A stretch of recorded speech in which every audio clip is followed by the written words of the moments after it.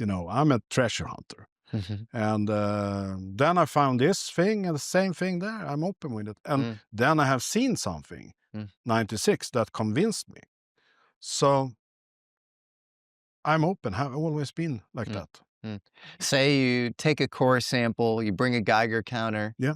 you observe much more the next time, your next visit, and you actually get conclusive proof that this is an anomalous object not from Earth. Yeah. What next? Talk about it. Show the whole world about the truth about it. That's how I work. Mm, And that's how we together, Beatrice and I, work. We want to be open with everything. We even if it's a stone or a comet, whatever it is, I must be open with it. Are you familiar with the history in Scandinavia of specifically waterborne UFOs or Yeah, UFOs that hit the water, specifically the ghost rocket yeah, anomalies in the 40s, for example, never landed on land or yeah, crashed on yeah. land. They always In hit the lakes, water in in lakes and lakes, stuff. something. Yeah, you know, since I was out with information 96, then I found it 2011, but 96, no, I was not out with the information, but since 2011, I have received, I mean, so much mails Mm, from people around the world and even here in Sweden. They're talking about they have seen cigars, they have, you know, crashed in the water, in forest and things like that. And they want to talk to me and, you know, lots of people have contacted me. mm, And I wish I can clone myself and, you know, it's so many people. yes. So, You know who Matthew Brown is? yeah, So he's this recent whistleblower, UAP whistleblower, and yeah.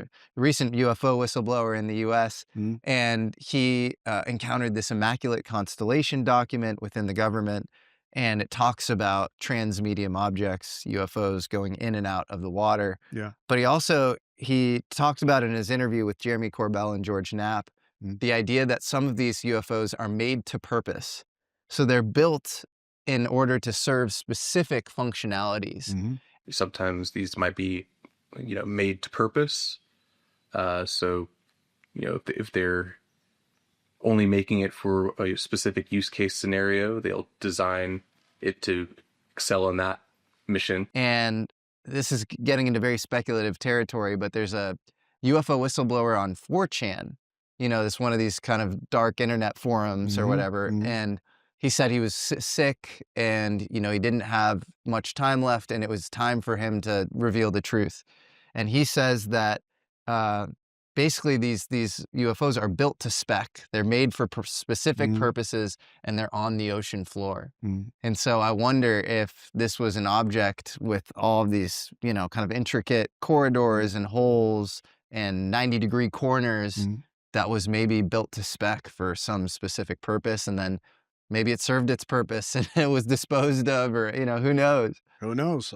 I don't know, but that will hopefully we will find out when it's come to this. And since 2011, I received lots of our mails and even letters on paper that the story about things that have crashed down to in the water, Mm, and even former officers in the Navy mm. that have contacted me that are very scared to go out with it, but they want to tell me the story about they have seen things like that in the Amazing. water. Yeah. Yeah, there's even in the US, there's a guy named John Pena Craven. He wrote a book called The Silent War. And they talk about all sorts of covert operations in the Yeah. US of finding things on the seafloor. And there are rumors that the Glomar Explorer for Hughes Corporation was maybe, subsea Mhm. to find sort of objects like this. So I think there's a long history of crash retrievals, in the ocean. Yeah. And it's fascinating.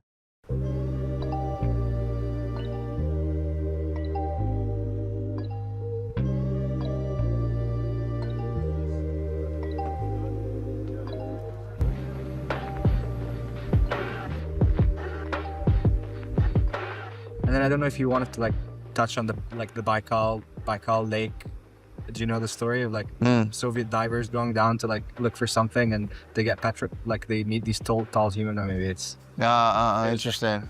When was that? in 80s too.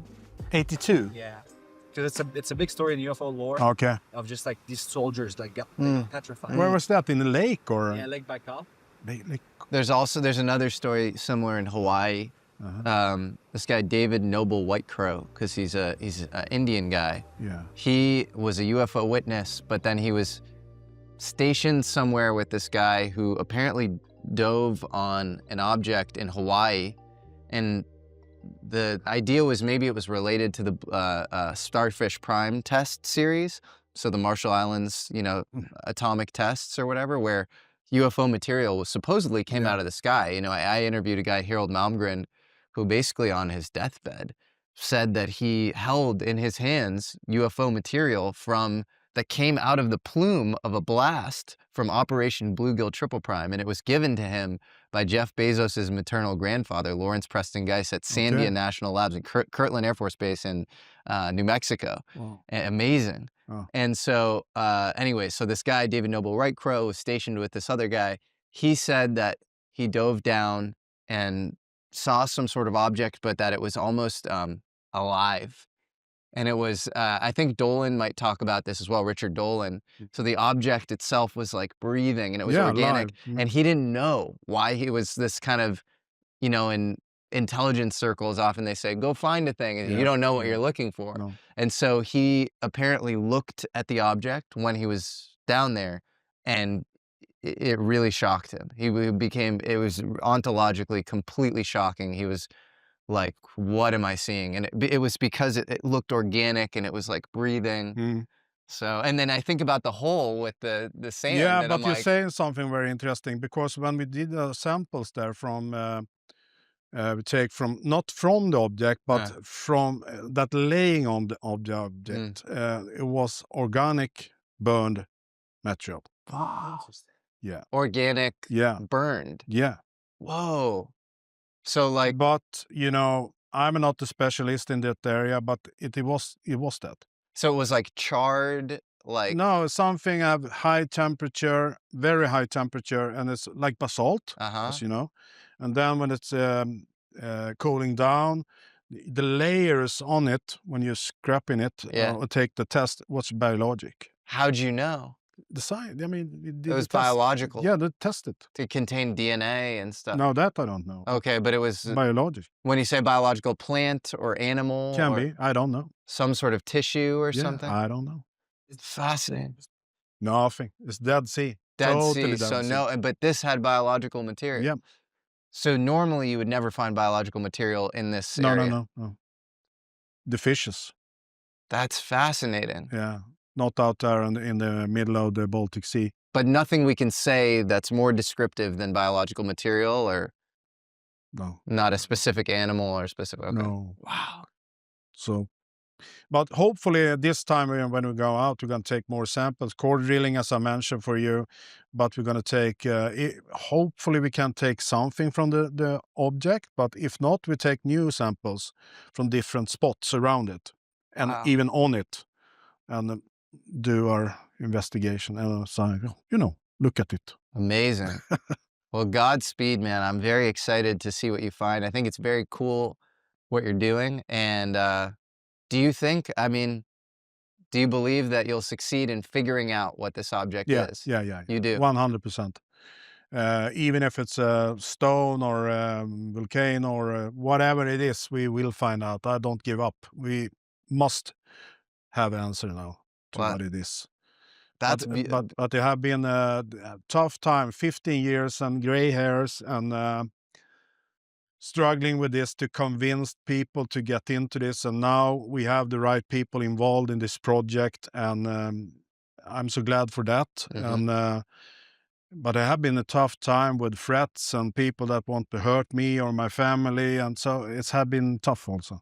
I'm sorry, in many man. ways. Any specific threats that you can talk about? Not really, but you get mails and like threatening me and my kids and lots of things like that Horrible. to make me to stop or Well, yeah. They literally say, "Stop looking for the Baltic Sea anomaly," No, or we know what your kids are. We know what kindergarten they are at. Now we're talking about my youngest kids. Now they are teenagers, but at that time they were in the kindergarten and school, and they said that we know about your son there and daughter there, and that when I was Different parts of the brain have different activities.